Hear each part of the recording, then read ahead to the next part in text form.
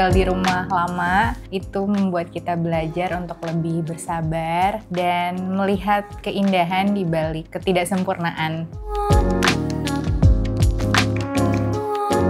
Halo, aku Ratu Vini, biasa dipanggil Vini. Aku bekerja sebagai interior designer, diselingi sebagai content creator, dan sekarang sedang memulai bisnis kecil bikin leather journal. Halo, aku Ibnu Dian nama panjangnya, dan aku sehari-hari bekerja sebagai musisi di Mater Halo, record producer juga, dan creative director, plus seorang apa. Dan ibu.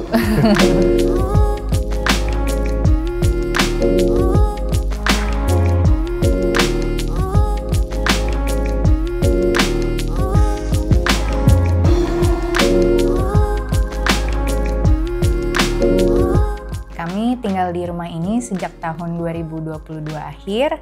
Pertimbangannya sih istri lagi mengandung Asa. Jadi kayaknya kita ke depannya mesti butuh yang space yang lebih luas lah. Bagaimana akhirnya kita mulai renovasi itu pertama kita awal-awal hitung budget, terus mulai cari kontraktor mana yang bisa ngerjain. Tapi karena kondisinya lagi hamil juga waktu itu, walaupun aku mendesain sendiri, banyak tantangan lah dalam prosesnya. Tapi ya alhamdulillah dengan bantuan apa juga semua bisa terlewati. Yang penting bisa ditinggali dulu sebagai kanvas kosong yang nantinya kita bisa isi satu persatu gitu. Pelan-pelan ya. By progress. Ya.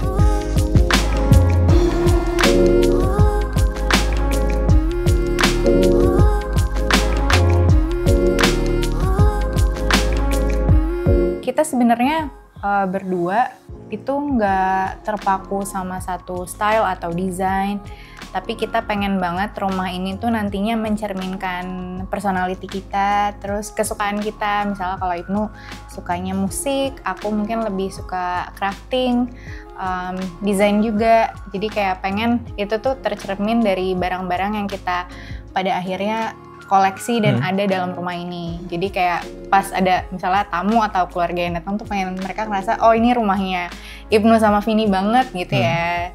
Jadi dari awal kita selalu mention kayak kita pengen bikin satu kanvas putih kosong gitu yang bisa bertumbuh seiring keluarga kami juga tumbuh gitu. Ada beberapa area yang kita dindingnya bobok untuk biar kerasanya lebih luas. Terus untuk jendela sama pintu di sebelah ruang keluarga ini yang awalnya cuma jendela kecil sama pintu, akhirnya kita bobok total, kayak kita perbesar banget supaya view ke taman tuh lebih lebar dan jadi ada suasana luar yang bisa masuk ke dalam. Dan pengennya tuh kita konsepnya lebih open space aja ya, tapi perubahan yang cukup major juga adalah penambahan studio musiknya apa waktu itu.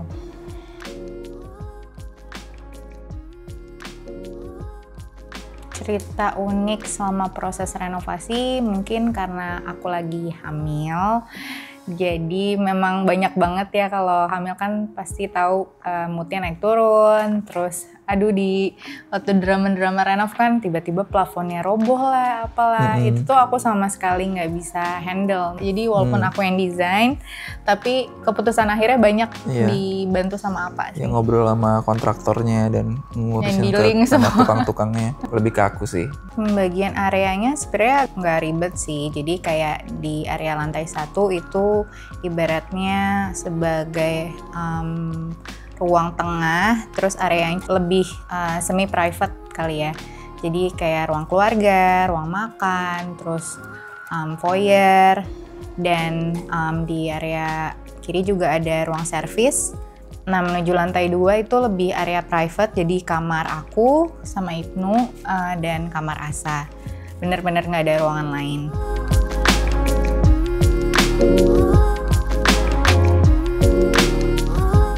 Dan di belakang area yang lebih publik, karena kalau Ibnu kan ada studio, kadang ada temennya latihan band dan segala macam, itu kita taruh di belakang karena bisa akses dari pintu samping juga, jadi nggak harus melalui area ruang kita, ruang keluarga gitu.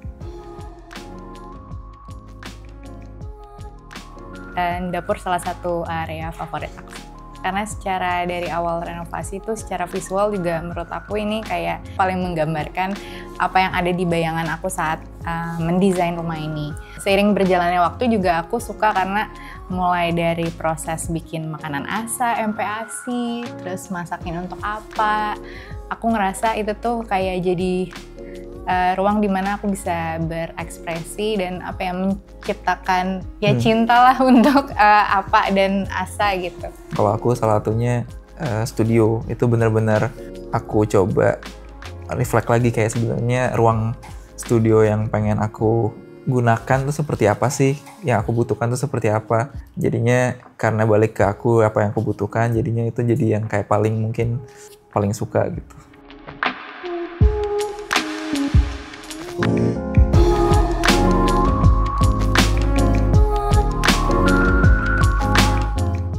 Kalau ngomongin jantung rumah ini, kalau aku personal pasti langsung kayaknya aku juga sama. Apa? Ruangan ini ya? Iya. Ruangan tengah inilah kayak benar-benar apalagi semenjak ada asa. Bahkan benar-benar dari asa bayi kayak kita aktivitas utamanya tuh di living area ini sih, dari waktu itu mulai nyusuin, terus asa tummy time, sampai sekarang anaknya udah bawel, udah besar gitu, dia selalu mainnya di sini.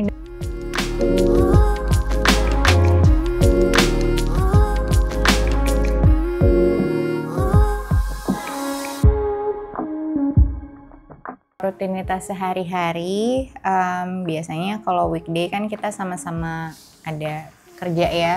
Kurang lebih kalau di rumah saat kita menjaga asa sih ya bangun pagi, sarapan bareng, terus mungkin salah satu ada yang ke kantor, yang satunya lagi main sama asa, nyiapin dia di pagi hari mungkin ya bersih-bersih. Terus biasanya kadang kita juga asa bisa independent play juga sih, dia main sendiri, kitanya mungkin tetap ngurusin kerjaan juga. Jadi semuanya natural aja sih kalau di rumah ya. Kalau weekend kita lebih kayak biasanya itu waktunya kita bisa, kalau lihat di kakek nenek tuh kita outfit check. Maksudnya tuh biasanya outfit check kita buat sebelum kita pergi keluar. Iya, benar. Waktunya kita bisa jalan-jalan bareng, dan kita juga di akhir pekan tuh nyempetin buat mencatat lah hal-hal yang kita rasa layak untuk dikenang lewat jurnal, lewat apa. Jadi kita tipe yang suka journaling bareng gitu. Kalau misalnya lagi ada waktu kosong, misalnya di ruang tengah atau di meja makan atau di meja kerja juga. Pokoknya intinya menyempatkan waktu untuk kita duduk tenang, terus menulis isi pikiran kita. Kita mostly juga kebanyakan anak rumahan gitu ya. Jadi gimana kalau kita di rumah, meskipun di rumah tapi selalu ada gitu buat satu sama lain. Kita coba cari cara sih, apalagi yang bisa dilakuin ya, yang seru, entah itu main bareng asa, kayak mainnya apa atau apa. Itu kita coba explore juga sih. Jadi nggak itu aja.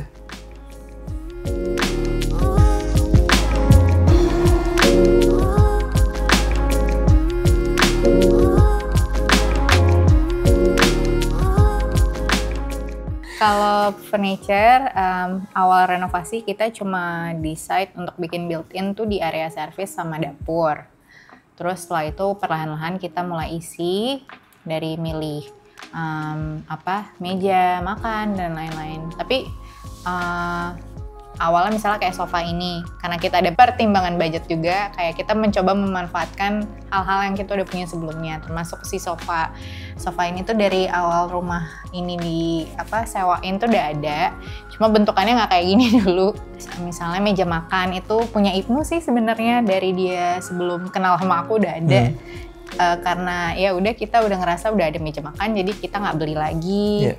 Kadang kan kita juga jadi kayak rasanya desperate, kayak rasanya jelek atau apa, tapi sebenarnya kalau dilihat lagi tuh sebenarnya bisa tahu kayak ini dipakai asal kebantu sama pengalaman Vini juga, kayak asal bisa di mix and match, masih bisa pakai barang-barang yang lama. Kalau masalah nilai yang ingin dihadirkan, kita nggak secara intentional kayak pengen sederhana gitu misalnya, tapi kita mencoba ya being mindful aja sih about everything. Jadi kadang kita saling ngingetin juga stylenya gitu, kayak Ibnu kayak ayo coba dipikirin dulu. peran rumah dalam kehidupan keluarga kami itu khususnya tinggal di rumah lama itu membuat kita belajar untuk lebih bersabar dan melihat keindahan di balik ketidaksempurnaan. Jadi aku ngerasa kita bisa jadi lebih bekerja sama menyelesaikan masalah-masalah yang ada di rumah. Lalu rumah ini juga menciptakan ruang buat kita bisa bertumbuh jadi dewasa bertiga gitu. Kesederhanaan hadir pertama di rutinitas kami, melihat kebahagiaan kecil di setiap harinya, walaupun rutinitas kita mungkin sama aja, maksudnya berulang, nggak ada rutinitas yang kayak gimana, tapi appreciate hal-hal yang terjadi setiap harinya tuh jadi sesuatu yang membuat kita belajar banyak soal kesederhanaan sih.